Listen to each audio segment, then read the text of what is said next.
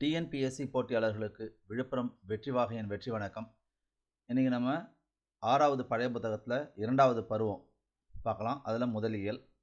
அதில் நமக்கு கொடுக்கப்பட்டிருக்க பாடல் அப்படின்னு பார்த்தீங்கன்னா, பாரதிதாசனுடைய இசையமுது என்ற நூல்லேருந்து கொடுக்கப்பட்டிருக்கிறது ஒரு பாடல். சரி, அந்த பாடல் என்ன? மழையே மழையே வா வா, நல்ல வானப்புனலே வா வா, இவ்வையத்தமுதே வா வா. அப்போ இந்த வையத்துக்கு அமுதம் போன்றது இந்த நீர். அதை வானிலிருந்து அவர் அழைக்கிறார். தகரப்பந்தல் தனதனவென்ன, தாழும் கூரை சலசலவென்ன, நகரப் பெண்கள் செப்பு குடங்கள், நன்றெங்கும் கனகன கனவென்ன. இப்போ இந்த பாடல் வரிகள்லாம் பழைய புத்தகம் ரொம்ப கூர்ந்துலாம் நீங்கள் உட்காந்து படிக்க வேண்டாம். இந்த முதல் வரியை நல்லா பார்த்துக்குங்க. மழையே மழையே வா வா, நல்ல வானப்புனலே வா வா அப்படின்னு அந்த அமுதம் போன்ற நீரை அவர் வானத்திலிருந்து அழைக்கிறார். இந்த ஒரு வரியை நல்லா பார்த்துக்குங்க, ஓகேங்களா? அப்புறம் மழை பெய்யும் போது தகரப்பந்தல் எப்படி சத்தம் கேட்கும் இல்லையா, அது மாதிரி ஞாபகம் வச்சுக்கிங்க. ஏரி குளம்லாம் நிரம்பும், அதுதான் இங்கே குறிப்பிட்டிருக்கிறார்.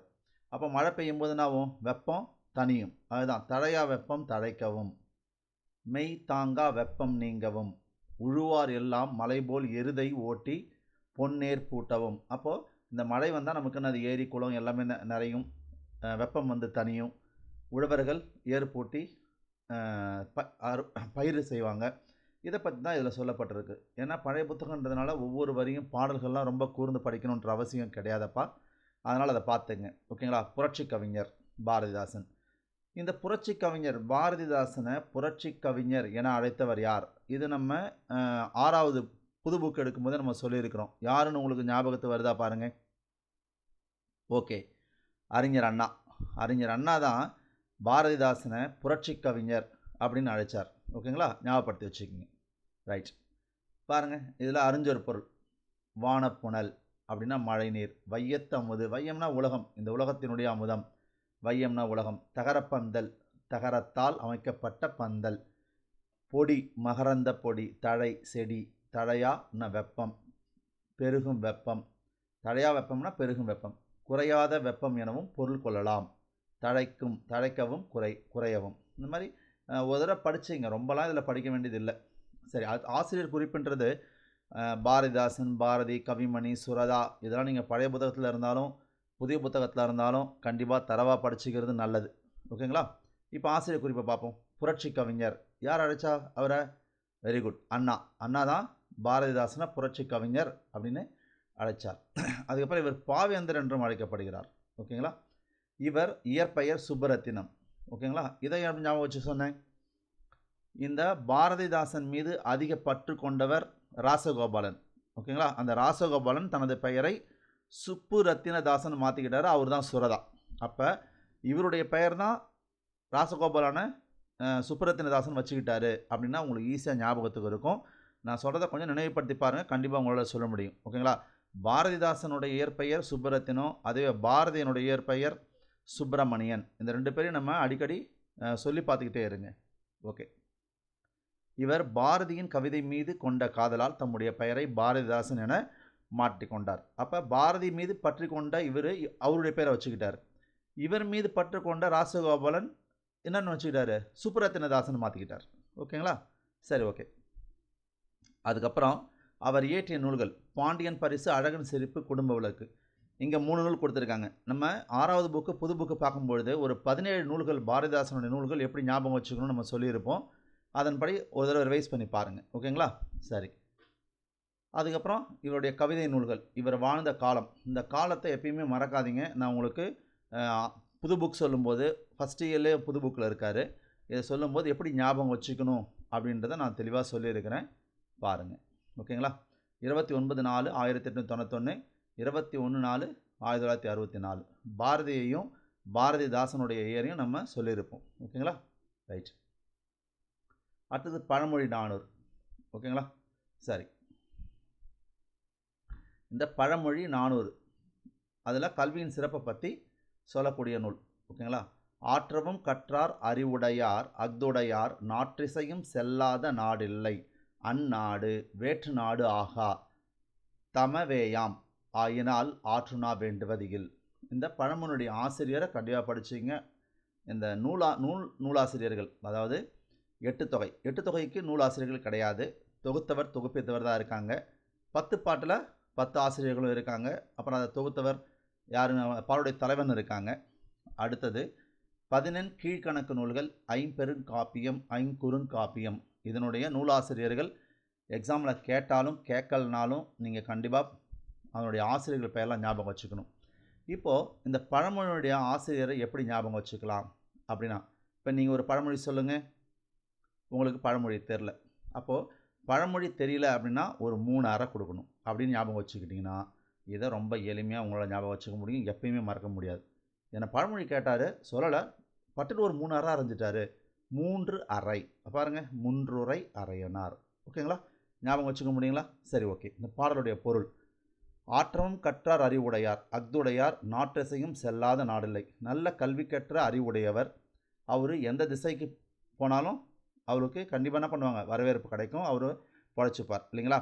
அந்த நாடு வேட்டு நாடாகா, அவர் வேறு நாட்டுக்கு போனாலும் அது வேறு நாடாக கிடையாது, அவர் என்ன மாட்டார், தன்னுடைய தாய்நாடாகவே அவர் கருதுவார். அதான் தமவேயாம். ஆகினால் ஆற்றுனா வேண்டுவதில். இந்த இடத்துல ஆற்றுனா அப்படி என்பதன் பொருள் என்னன்னா, கட்டுச்சோறு தேவையில்லை. இப்போ ஒரு நல்ல கல்வி கற்றவர் இன்னொரு நாட்டுக்கு போகிறாருன்னா அந்த செல்வம் ஒரு கை செலவுக்கு பணம் எடுத்துகிட்டு போகணும் அப்படின்ற மாதிரிலாம் தேவையில்லை. அதுதான் இந்த பழமொழியில் சொல்லப்படுகின்ற ஒன்று. ஓகேங்களா, இது எக்ஸாமில் கேட்கப்பட்ட கேள்வி. ஆற்றுனா என்பதன் பொருள் என்ன? கட்டுச்சோறு தேவையில்லை அப்படின்றது தான் நமக்கு பதில். ஓகே, இப்போ இந்த பாடலை கொஞ்சம் படித்து வச்சுக்கிட்டு இந்த பாடல் எந்த நூலில் இடம்பெற்றிருக்கு அப்படின்றத நம்ம தெரிஞ்சு வச்சுக்கணும். ஓகேங்களா, அதே மாதிரி இந்த 14 கீழ்கணக்கு நூல்களில் நம்ம நேற்றே சொல்லியிருந்தோம், 11 நூல் நீதி நூல், அதுக்கப்புறம் 6 நூல் அகநூல், 1 நூல் புறநூல். இதில் இந்த நீதி கருத்துக்களில் 11 நூல் சொல்லியிருந்தீங்களா? அதில் முதல் 3 நூல்கள் எதுன்னு கேட்டால், அறக்கருத்துக்களை கூறுகின்ற முதல் நூல் திருக்குறள், 2வது நூல் பழமொழி, ரெண்டாவது நூல் நாலடியார், அதுக்கப்புறம் தான் பழமொழி. ஓகேங்களா, அப்போ அறக்கருத்துக்களை கூறுகின்ற முதல் நூல் திருக்குறள், அதுக்கப்புறம் நாலடியார், அதுக்கப்புறம் பழமொழி. ஓகேங்களா, அப்படி ஞாபகம் வச்சுக்கோங்க. அது பாடலுடைய பொருள் பாருங்கள்: கற்க வேண்டிய நூல்களை நிறைவாக கற்றவர் அறிவுடையவர் ஆவார். அவருடைய புகழ் 4 திசைகளிலும் பரவும். அவருடைய புகழ் பரவாத நாடு இல்லை. அந்த நாடுகள் எல்லாம் வேற்று நாடுகள் இல்லை, தம்முடைய நாடுகளே. அந்நாடுகளுக்கு செல்லும்போது வழிநடை உணவு இல்லைங்களா, அதான் கட்டுச்சோறு தேவையில்லைன்னு சொல்லுவாங்க. வழிநடை உணவை அவர் எடுத்து செல்ல தேவையில்லை. ஓகேங்களா, ரைட். ஆற்றவும் நிறைவாக, நாற்றிசை 4 + திசை. அப்போ இந்த நாற்றிசை என்பது என்ன சொல்லுன்னு கேட்கலாம். அப்போ நாற்றிசை என்பது என்ன சொல்? வெரி குட், தொகை சொல்.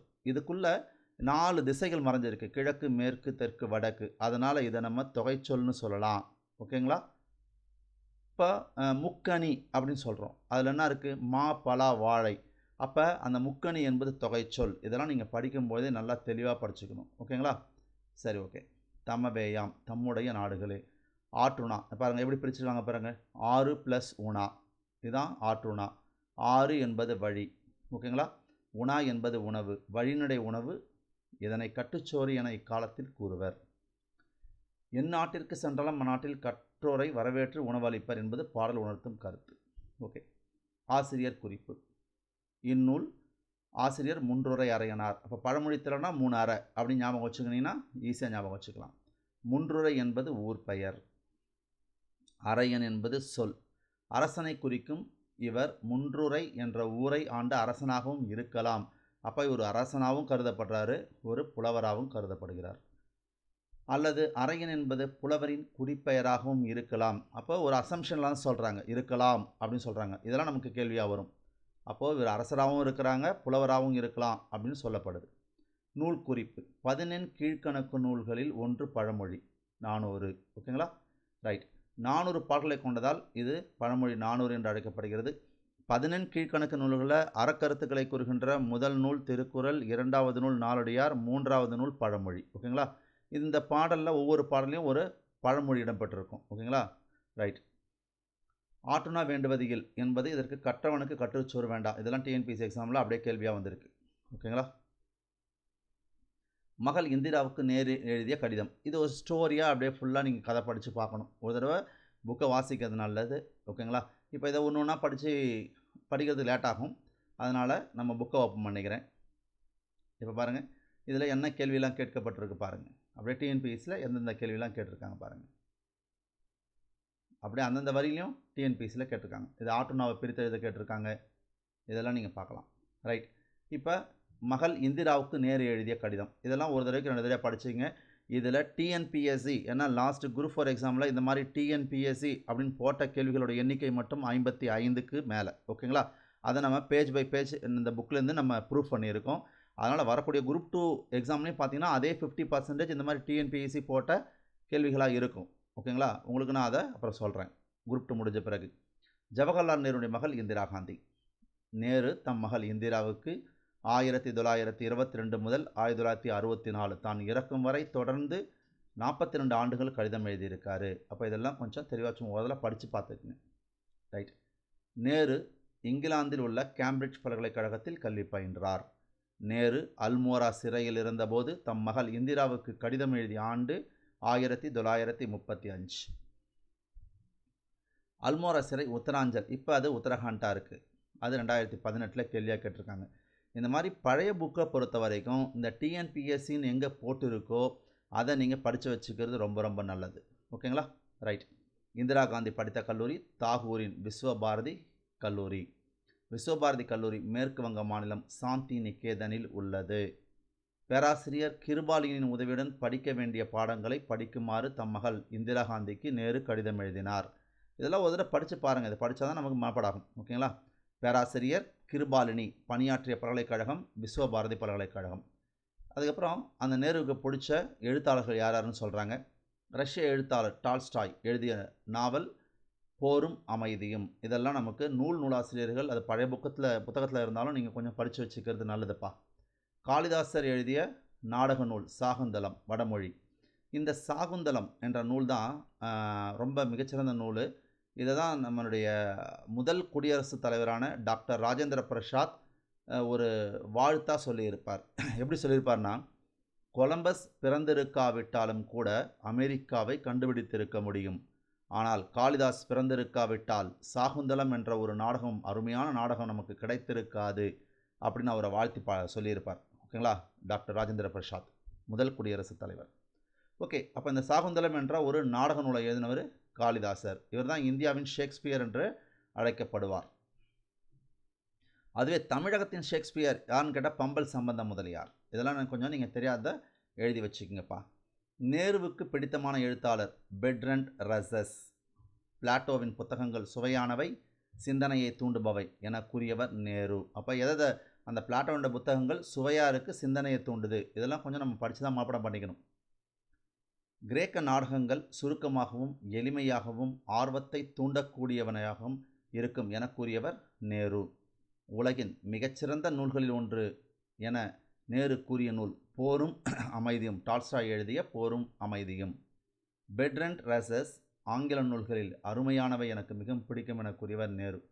இதில் யாருன்னு கொடுத்துருக்காங்க. ஆங்கில நாடக ஆசிரியர் ஷேக்ஸ்பியர், ஆங்கில கவிஞர் மில்டன், கிரேக்க சிந்தனையாளர் பிளாட்டோ, வடமொழி நாடக ஆசிரியர் காளிதாசர், ரஷ்ய நாட்டு எழுத்தாளர் டால்ஸ்டாய். ஓகேங்களா?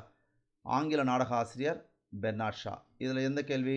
ரஷ்ய நாட்டு எழுத்தாளர் இவர் டால்ஸ்டாய் எந்த நாட்டு எழுத்தாளர் 2017 கேள்வியாக கேட்கப்பட்டிருக்கு. அதுக்கப்புறம் சிந்தனையாளர் கல்வியாளர் என அழைக்கப்படுவார் யாருன்னு கேட்டால், கீழ்கண்டவற்றில் யாருன்னு கேட்டால் பெட்ரண்ட் ரசஸ் 2017. எளிமையான தோற்றம் காரணமாக விடுதி அறைக்கு செல்ல அனுமதி மறுக்கப்பட்ட தலைவர் லால் பகதூர் சாஸ்திரி. 1000 முகங்கள் கொண்ட வாழ்க்கையை புரிந்து கொள்ளவும் முறையாக வாழவும் புத்தக படிப்பு இன்றியமையாதது என கூறியவர் நேரு. 2016 இது கேள்வியாக கேட்கப்பட்டிருக்கு. நேரு மகள் இந்திராவுக்கு எழுதிய கடிதத்தில் எதனை பற்றி அதிகம் கூறியிருக்கிறார்னா நூல்களை பற்றி சொல்லியிருக்கிறார். 2017 கேட்டிருக்காங்க. ஏன்னா 2017 ஒரு எக்ஸாம் 2 எக்ஸாமில் நிறைய எக்ஸாம் நடந்திருக்கு. ஓகேங்களா? புத்தகம் வாசிப்பதனை கடமையாக்குதல் கூடாது, கட்டாயப்படுத்தவும் கூடாது. அப்படி செய்தால் வாசிப்பு மகிழ்ச்சியை தராது என கூறியவர் நேரு. இது 2018. இந்த மாதிரி டிஎன்பிஎஸ்சின்னு போட்ட கேள்விகளை நீங்கள் பழைய புத்தகமாக இருந்தாலும் புதிய புத்தகமாக இருந்தாலும் ரொம்ப தரவாக வச்சுக்கிங்க. ஏன்னா அந்த டிஎன்பிஎஸ்சியில் கேட்கப்பட்ட கேள்விகள் மட்டும் 55 கேள்விகள் லாஸ்ட்டாக வந்திருக்கு. இந்த ஒரு புத்தகம் உங்களுக்கு இருந்தால் போதும். நீங்கள் புக்கே வாங்க வேண்டாங்க. பழைய புக்கு வாங்க வேண்டாம், புதிய புக்கு வாங்க வேண்டாம், ப்ரீவியஸ் இயர் கொஸ்டின் பேப்பரும் நீங்கள் வாங்க வேண்டாம். உங்களுக்கு அவ்வளோ மிச்சமாகும், நேரம் மிச்சமாகும், உங்களுடைய பணம் மிச்சமாகும். அவ்வளோ இதில் நாங்கள் ஒர்க் அவுட் பண்ணியிருக்கோம் அதில். ஓகேங்களா? 2 வருஷத்து உழைப்பு இந்த புத்தகத்தில் இருக்குது. உங்களுக்கு தேவையான அனைத்து செய்திகளுமே இருக்குது. எந்த செய்தியுமே உங்களுக்கு விட்டுடல. எல்லாத்தையும் ஒன்னொன்னையும் பார்த்து தான் அதை நாங்கள் உருவாக்கியிருக்கோம். இப்போ 2017 ஒரு டிஎன்பிஎஸ்சியில் கேட்கப்பட்ட கேள்வி பாருங்கள். டால்ஸ்டாய் யார்? இதை பொறுத்துக்க மாதிரி கொடுத்துருக்காங்க. நம்ம நேராகவே அப்படியே உங்களுக்கு படிக்கிறதுக்காகவே நேராக கொடுத்துட்டோம். அங்கேருந்து கேட்கப்பட்ட கேள்வி. ஓகேங்களா? அடுத்தது பாருங்களேன். அடுத்து நாளைக்கு பார்க்க போகிறோம் நம்ம 5வது இயலை. அதில் எல்லாமே சித்தர் பாடல்கள் எல்லாமே டிஎன்பிஎஸ்சியில் கேட்டாங்க. அப்போ சித்தர் பாடல்கள் எந்த அளவுக்கு உங்களுக்கு முக்கியன்றதை நாளைக்கு நம்ம பார்க்கலாம். ஒரு நாளைக்கு ஒரு இயல் தான் நான் கொடுக்குறேன், பழைய புக்குன்றதுனால. புது புக்காக இருந்தால் இன்னும் கொஞ்சம் கம்மி பண்ணிக்கிறேன். உங்களுக்கு நீங்கள் இப்போலேருந்தே சிறுக சிறுக படிங்க. இப்போ எவ்வளோ நிமிஷம்? 20 நிமிஷம் அதிகபட்சம் போனால், இல்லை ரொம்ப அதிகமாக போனால் ஒரு அரை மணி நேரம் வீடியோ தாங்க. இந்த மாதிரி ஒரு நாளைக்கு 20 நிமிஷம் வீடியோவை நீங்கள் ஒதுக்கி கரெக்டாக வாசித்து வந்து படிச்சிட்டிங்கன்னா வரக்கூடிய குரூப் 4ல் நீங்கள் 98 மார்க் கண்டிப்பாக எடுக்க முடியும். அதுக்கு இந்த புத்தகம் உங்களுக்கு உறுதியாக இருக்கும். இந்த புக்கு வேணுன்றவங்க ஆர்டர் பண்ணி வாங்கிக்கலாம். இந்த புத்தகத்தோட விலை 1250. ஓகேங்களா? ப்ளஸ் கொரியர் சார்ஜ் ஒரு ₹100. ஓகேங்களா? நீங்கள் அனுப்பிச்சிங்கன்னா மறுநாளே உங்களுக்கு இந்த புத்தகம் வந்துடும். ஓகேங்களா? ஓகே. எங்கள் கிளாஸ் உங்களுக்கு பிடிச்சிருந்தா சப்ஸ்கிரைப் பண்ணிங்க, உங்கள் ஃப்ரெண்ட்ஸுக்கு ஃபார்வர்ட் பண்ணுங்கள், லைக் பண்ணுங்கள், கமெண்ட் பண்ணுங்கள், ஷேர் பண்ணுங்கள். ஓகேங்களா? தேங்க்யூப்பா. All the best.